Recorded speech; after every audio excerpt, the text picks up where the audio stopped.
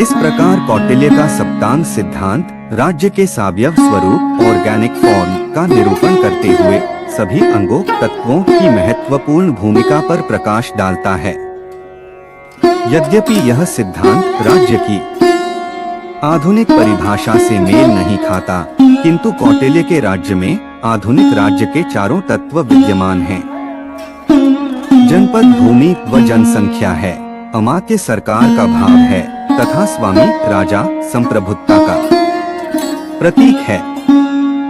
कोश का महत्व राज्य प्रबंध विकास व संवर्धन में है तथा सेना आंतरिक शांति व्यवस्था तथा बाहरी सुरक्षा के लिए आवश्यक है। विदेशी मामलों में मित्र महत्वपूर्ण भूमिका निभाता है, किंतु दुर्ग का स्थान आधुनिक युग में सुरक्षा प्रतिरक्षा के अन्य उपकरणों ने ले लिया है।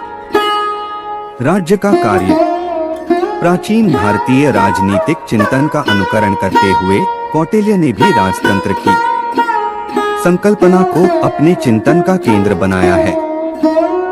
वह लौकिक मामलों में राजा की शक्ति को सर्वोपरि मानते हैं, परंतु कर्तव्यों के मामलों में वह स्वयं धर्म में बंधे हैं। वह धर्म के व्याख्याता नहीं बल्कि रक्षक हैं। कौटिल्य ने राज्य को अपने आप में साध्य मानते हुए सामाजिक जीवन में उसे सर्वोच्च स्थान दिया है। राज्य का हित सर्वोपरि है, जिसके लिए कई बार वह नैतिकता के सिद्धांतों को भी परे रख देते हैं। राज्य का कार्य प्राचीन भारतीय राजनीतिक चिंतन का अनुकरण करते हुए कौटिल्य ने भी राजतंत्र की संकल्पना को अपने चिंतन का केंद्र बनाया है। वह लौकिक मामलों में राजा की शक्ति को सर्वोपरि मानते हैं, परंतु कर्तव्यों के मामलों में वह स्वयं धर्म में बंधे हैं। वह धर्म का व्याख्याता नहीं बल्कि रक्षक हैं। कौटिल्य ने राज्य को अपने आप में साध्य मानते हुए सामाजिक जीवन में उसे सर्वोच्च स्थान दिया है। राज्य का हित सर्वोपरि है, जिसके लिए कई बार वह नैतिकता के सिद्धांतों को भी परे रख देते हैं।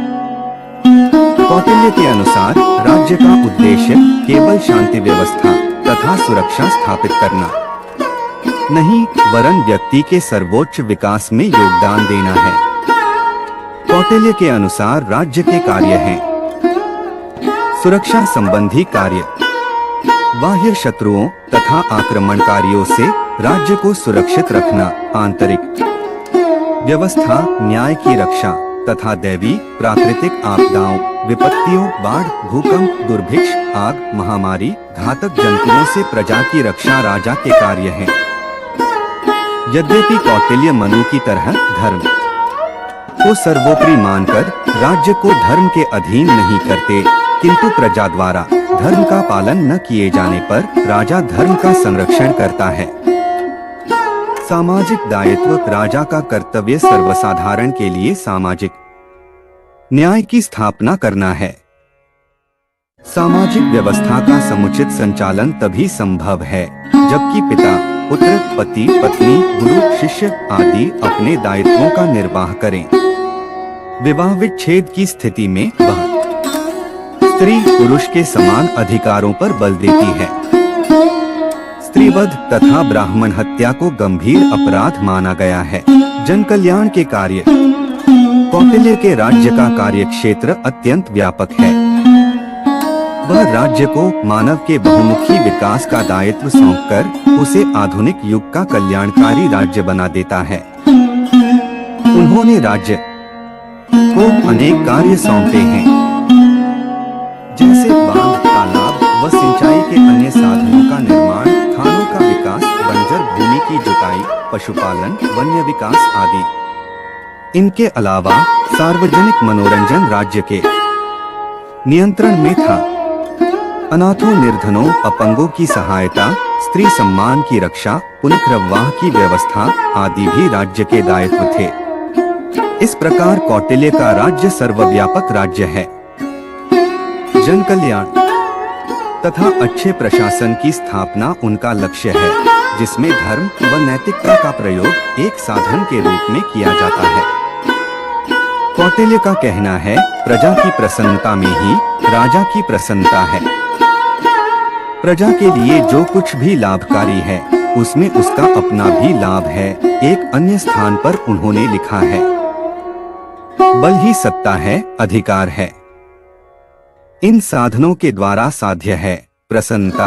इस संबंध में सैलेटोरे का कथन है, जिस राज्य के पास सत्ता तथा अधिकार है उसका एकमात्र उद्देश्य अपनी प्रजा की प्रसन्नता में वृद्धि करना है।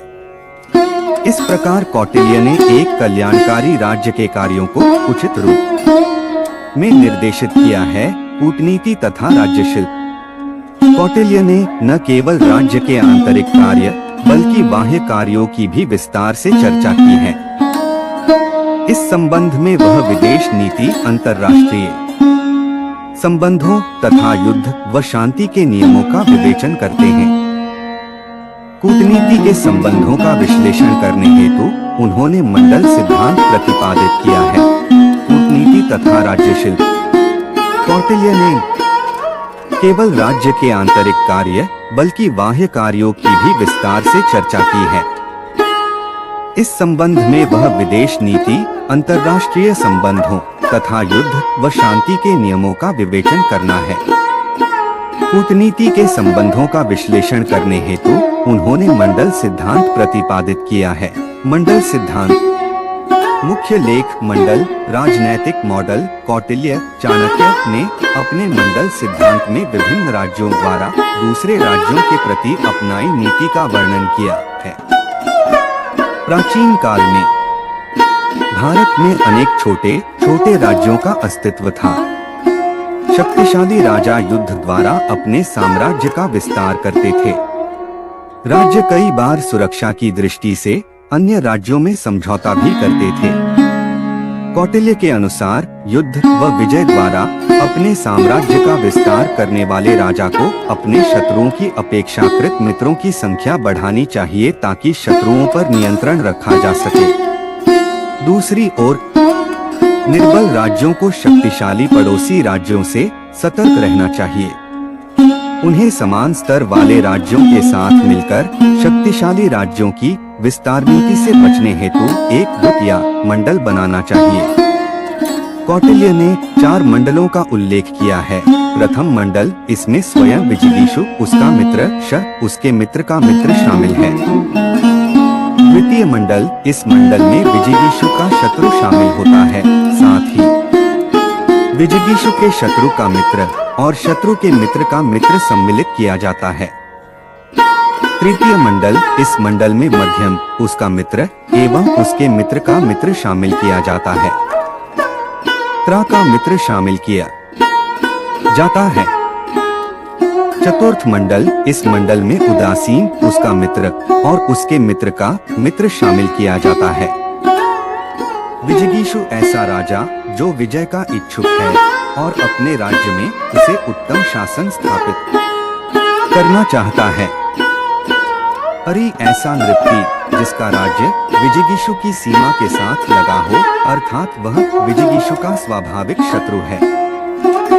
मध्यम ऐसा नृपति जिसका राज्य विजिगीषु और उसके शत्रु दोनों की सीमाओं से लगा हो, अथवा वह इनमें से किसी का भी शत्रु या मित्र हो सकता है। उदासीन ऐसा नृपति जिसके राज्य की स्थिति विजिगीषु के शत्रु और मध्यम दोनों से परे हो, परंतु वह इतना बलशाली हो कि वह संकट के समय किसी की भी सहायता या विरोध करने में समर्थ हो, इसलिए उसकी भी अनदेखी नहीं की जा सकती है। पार्शिंग्राह ऐसा नृपति जिसका राज्य विजिगीषु के राज्य के पीछे की ओर सीमा से लगा हो, अथवा वह युद्ध के समय पीछे से उपद्रव खड़ा कर सकता है। वह स्वाभाविक रूप से विजिगीषु का शत्रु होता है।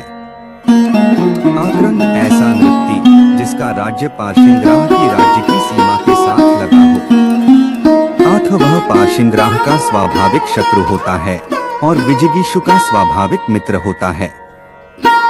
पार्शिंग्राह सागर ऐसा नृपति जिसका राज्य आक्रंद की सीमा के साथ लगा हो, अथवा वह आक्रंद का शत्रु होता है, पार्श्वग्राह का परोक्ष मित्र होता है और विजिगीषु का परोक्ष शत्रु होता है।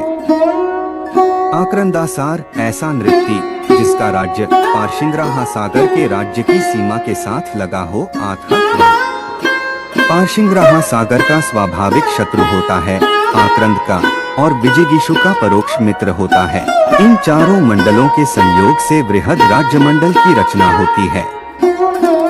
चूंकि प्रत्येक मंडल में 3 से 3 राज्य आते हैं, इसलिए वृहद राज्य मंडल में 12 राज्य आ जाते हैं। इन्हें राज्य प्रकृतियां कहा जाता है। कौटिल्य का यह सिद्धांत यथार्थवाद पर आधारित है, जो युद्धों को अंतर्राष्ट्रीय संबंधों की वास्तविकता मानकर संधि व समझौते द्वारा शक्ति संतुलन बनाने पर बल देता है। 6 सूत्रीय विदेश नीति। कौटिल्य ने विदेश संबंधों के संचालन हेतु 6 प्रकार की नीतियों का विवरण दिया है। 1. संधि शांति बनाए रखने हेतु समतुल्य या अधिक शक्तिशाली राजा के साथ संधि की जा सकती है। आत्मरक्षा की दृष्टि से शत्रु से भी संधि की जा सकती है, किंतु इसका लक्ष्य शत्रु को कालांतर निर्बल बनाना है। 2. विग्रह या शत्रु के विरुद्ध युद्ध का निर्माण। 3. ज्ञान या युद्ध घोषित किए बिना आक्रमण की तैयारी। 4. आसन या तटस्थता की नीति। 5. संश्रय अर्थात आत्मरक्षा की दृष्टि से राजा द्वारा अन्य राजा की शरण में जाना। 6. वैधि भाव अर्थात एक राजा से शांति की संधि करके अन्य के साथ युद्ध करने की नीति। कौटिल्य के अनुसार राजा द्वारा इन नीतियों का प्रयोग राज्य के कल्याण की दृष्टि से ही किया जाना चाहिए। कूटनीति आचरण के 4 सिद्धांत। कौटिल्य ने राज्य की विदेश नीति के संदर्भ में कूटनीति के 4 सिद्धांतों साम, समझाना, बुझाना, दाम, धन देकर संतुष्ट करना, दंड, बल प्रयोग, युद्ध तथा भेद, कूट डालना का वर्णन किया।